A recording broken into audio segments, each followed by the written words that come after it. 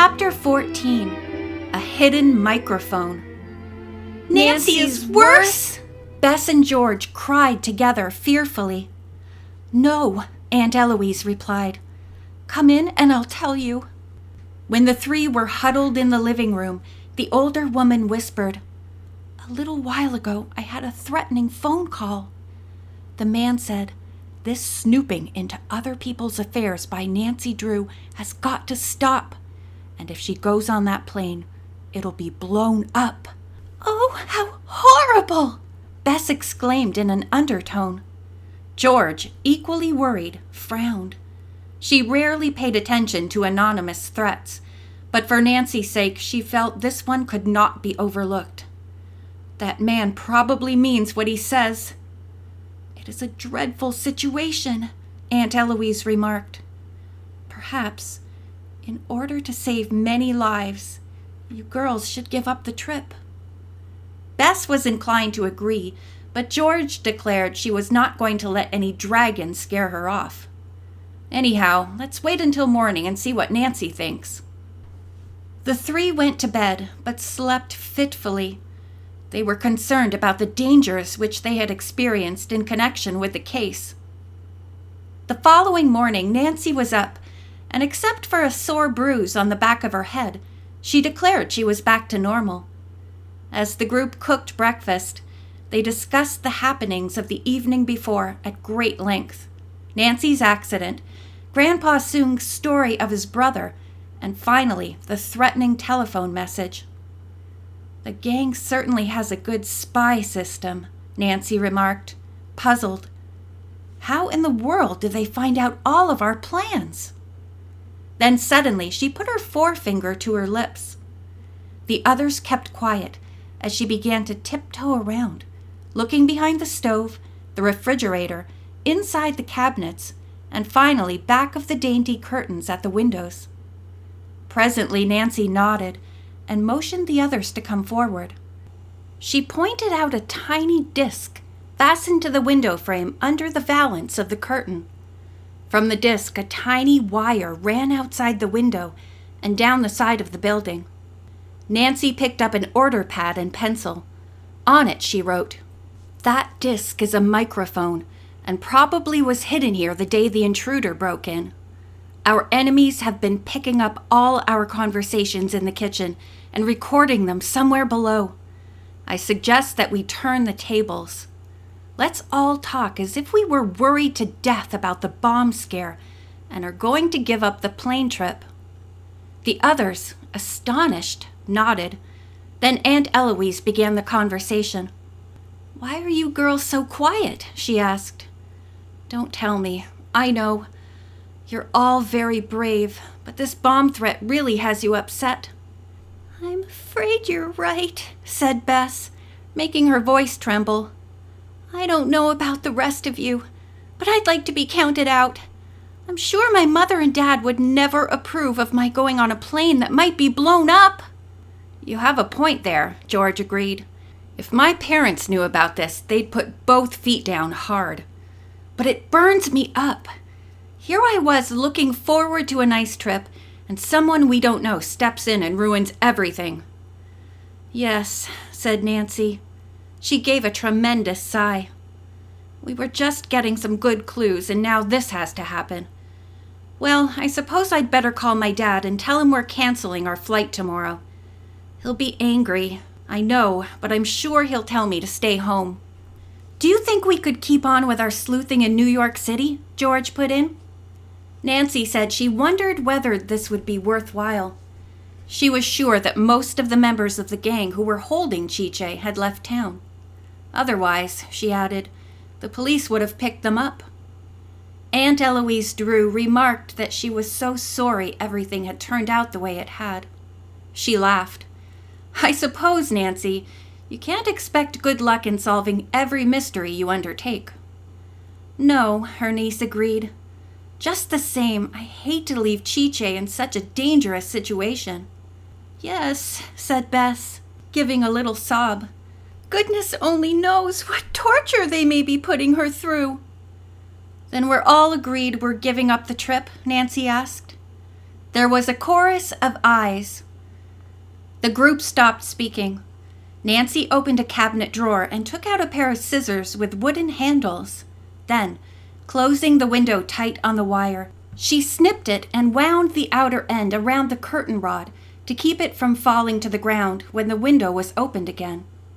As George started to speak, the young sleuth held her finger to her lips. Once more signaling to the others to follow, she began a systematic search of the rest of the apartment to locate any other hidden microphones. But a thorough hunt revealed that the only one seemed to be in the kitchen. Bess flopped into a chair. "Nancy Drew, you're something!" "You sure are," George agreed. "I almost talked myself into giving up that trip during our act, but I'm not going to." "Nor I," said Nancy. Bess was a little more hesitant, but finally decided that their broadcast had been convincing enough to keep any of the gang from placing a bomb on the plane. Nancy now went to the telephone and called Captain Gray. When she had explained the whole incident, he said he would detail 2 men to shadow the person who came to pick up the record. "No doubt it's in some device hidden at the ground level of the apartment house," the officer surmised. "We'll let the fellow hang himself, so to speak. That is, we'll give him a chance to pass the word along that you girls have given up your sleuthing. Then we'll nab him. I'll keep you posted." After breakfast, Aunt Eloise went off to school. The 3 girls met Captain Gray at the passport office, where he vouched for the emergency aspect of their flight. Passports were quickly issued. "I'll call you as soon as we have any news on the tape recorder," the officer said as he dropped the girls at Aunt Eloise's apartment. Later that afternoon, when the telephone rang, Nancy ran to answer it. Captain Gray was on the line. "Good news, Nancy," he said. "We picked up the man responsible for the hidden mic and tape recorder at the apartment house. We gave him time to listen to what all of you had said and go to a phone booth. One of our plainclothes men was nearby. He knew from the spaces between the numbers and letters what the fellow was dialing. Then our men picked him up. In the meantime, we were able to locate the party he called, a man known as Smitty. We find he was the one who accompanied Breen to Chinatown the day you chased them." Nancy was thrilled to hear this. "And who was the man you picked up in the phone booth?" Captain Gray chuckled. "One of the top members of the gang. His name is Riley Moot. His nickname is Ryle." "Oh, that's marvelous!" Nancy exclaimed. "And has he confessed to anything?" "Not exactly," the officer answered. "But we found a giant firecracker in his pocket." "He must be the one responsible for causing the explosions here," Nancy broke in. "Right. Looks as if things are closing in on the gang," the captain said. "You've done some fine sleuthing, Nancy. The police department can never thank you adequately." He added that through communications received from Interpol, the police thought the men who were in jail and their accomplices still at large were members of a large smuggling ring. "Just what they're smuggling, we don't know," the officer went on, "but we hope to find out soon." He laughed. "If their headquarters are in Hong Kong, perhaps you will find out what they're smuggling before we do." "That sounds almost like an assignment." Nancy laughed too. Then she became serious. "Captain Gray, there is one thing which is being overlooked, and to me that is the most important of all. Finding Chi-Che Soong." She begged the officer to concentrate on that angle of the mystery, then said goodbye.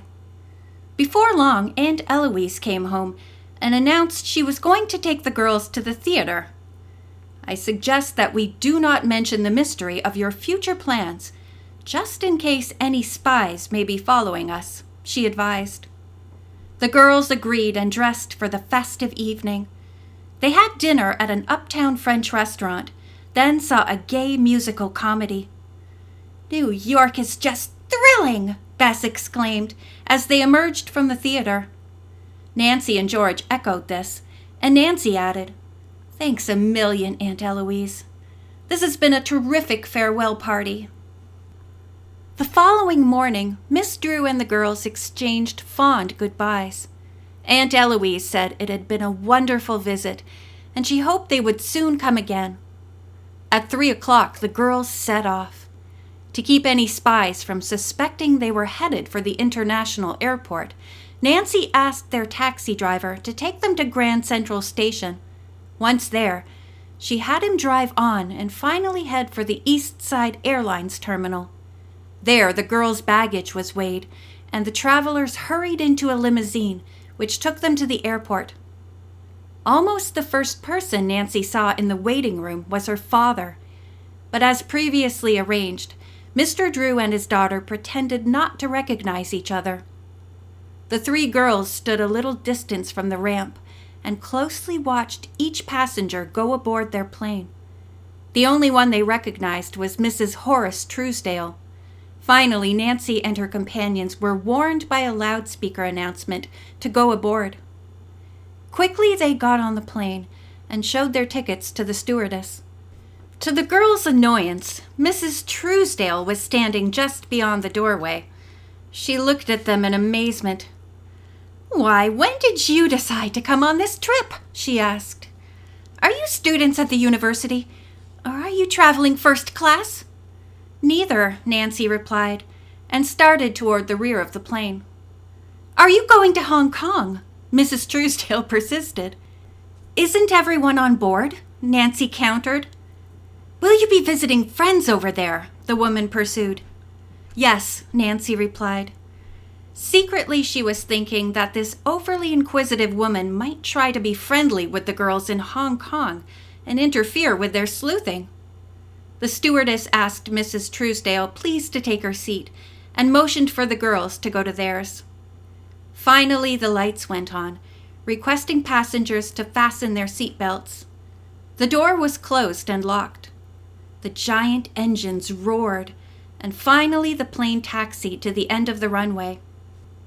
After the great craft had stood there for over 10 minutes, Bess said to Nancy and George, seated alongside her, "Why don't we take off?" At that moment, the stewardess's voice came over the loudspeaker. "Your attention, please. On order of the police department, all hand luggage must be examined. Will you please cooperate?" Nancy, Bess, and George looked at one another.